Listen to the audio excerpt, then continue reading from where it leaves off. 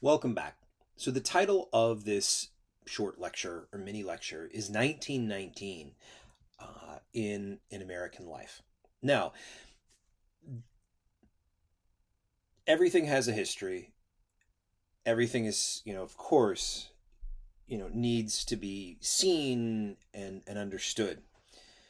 There are years in the arc of the history of the American story that are sort of really truly pivotal years for transitioning into a new age, um, society coming to grips with something, for conflict.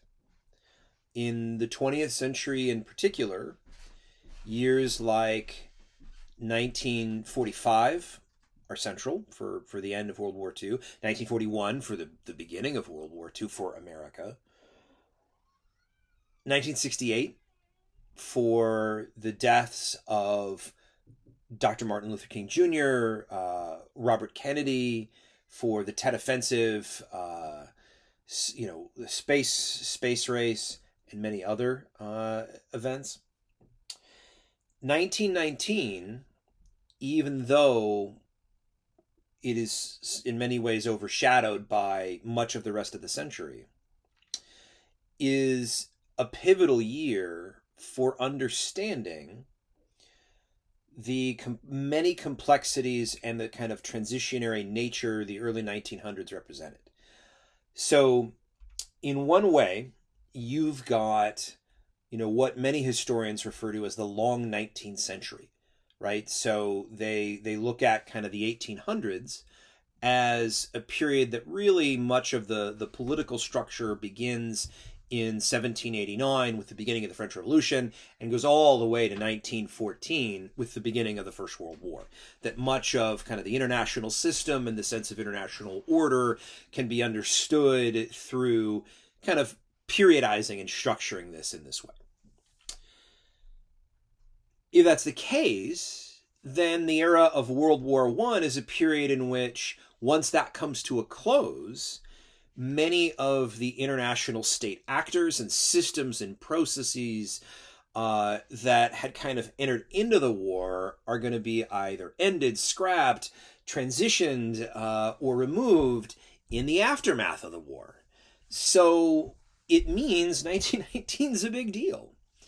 So for the US, there are a few things that are good for us to be mindful of. So the first thing I would say is occupation, right? So you're going to have American troops, not only that are going to be fighting in Vladivostok in Russia, but you're going to have American troops that are engaged in an occupation process of the Rhineland in Germany. And this is going to take place, in 1919 and go on for a couple more years.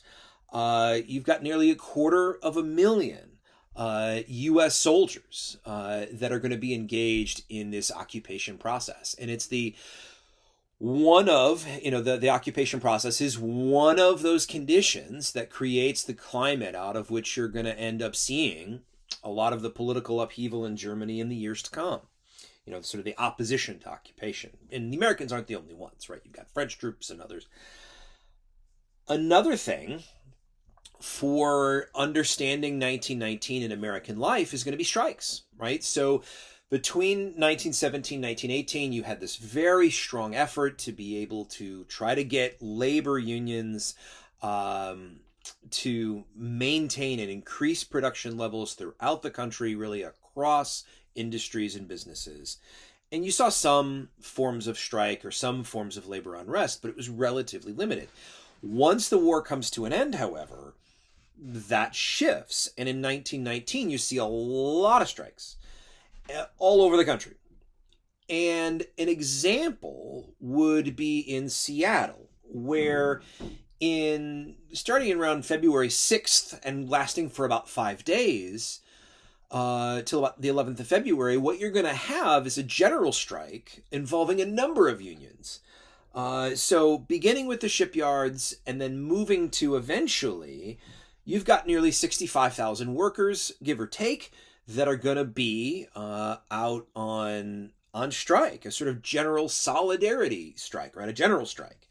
It is eventually halted. However, it's a pretty significant demonstration of many of the themes that are at work in American life at that point, where you have labor unrest, you've got this opposition on the part of some to the presence of unions, particularly to the industrial workers of the world, or the IWW, who were seen very negatively and portrayed as these really nearly anarchistic radicals.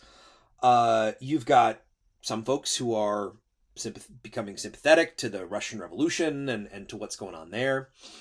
And so you have this kind of dichotomy that you had during the war that is going to increase after the war.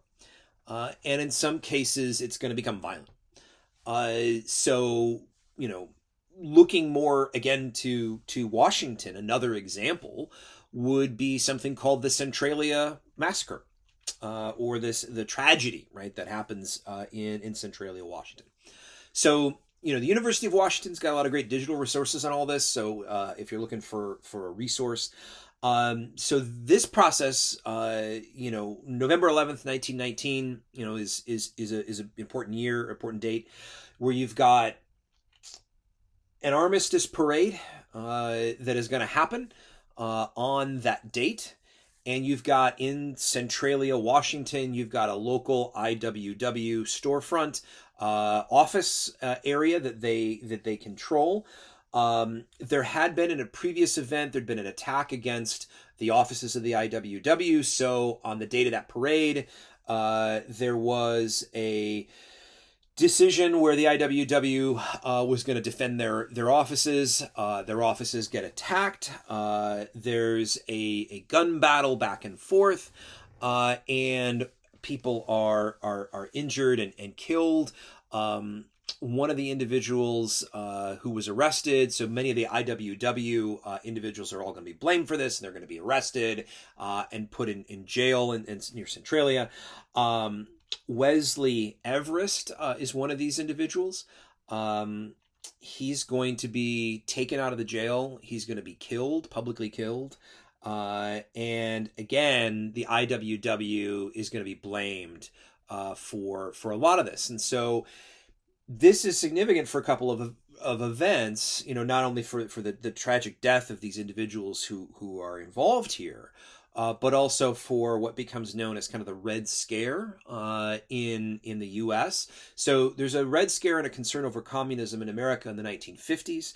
There's another one beginning in 1919. And so there's this concern that communism is potentially spreading in the U.S., and that there needs to be efforts to combat this, this kind of radicalism. There had been efforts during the war as well, in what was called the American Protective League. Another example of something influential or something that's going on in America is there's a lot of racial violence that occurs in the U.S. in 1919. An example, of course, would be the horrific racial violence against African Americans in the city of Chicago, which takes place beginning at the end of July 1919 and goes on for a couple of days. So around July 27th to about August 3rd. What had happened in this particular case was a young African American had been killed for supposedly violating a segregation line at a beach in the south side of the city of Chicago. The individuals who had committed this horrific crime, the attempt is to report them to police, and the police do nothing. And so what you're going to end up seeing is violence emerge out of this, where you have white individuals in Chicago attacking African Americans looking to defend themselves, and this goes on for days, and the guard is called out. When it finally subsides, you've got just under 40 people who had been killed. So about 38 people had died in this, and it was quite brutal. Now, another example of 1919 sort of pivoting here a bit, is baseball. So in 1919 in the U.S., you're just starting to see the rise of kind of a mass culture which will consume many.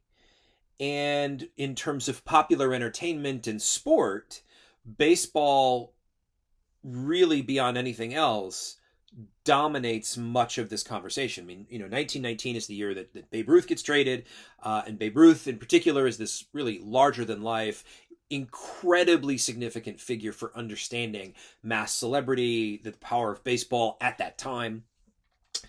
But it's also the year that the Chicago White Sox, the baseball team, agreed to gamble, or some of them agreed to gamble through the World Series against the Cincinnati Reds. The result of the 8 who are supposedly involved in this will eventually lead to the appointment of a commissioner in baseball, Kennesaw Mountain Landis, their banishment from baseball, and there's a number of films, of course, that'll depict this much later. But it really kind of demonstrated this conversation about, fairness in sport, and kind of the rise of popularity of sport, and this kind of thing. Thank you.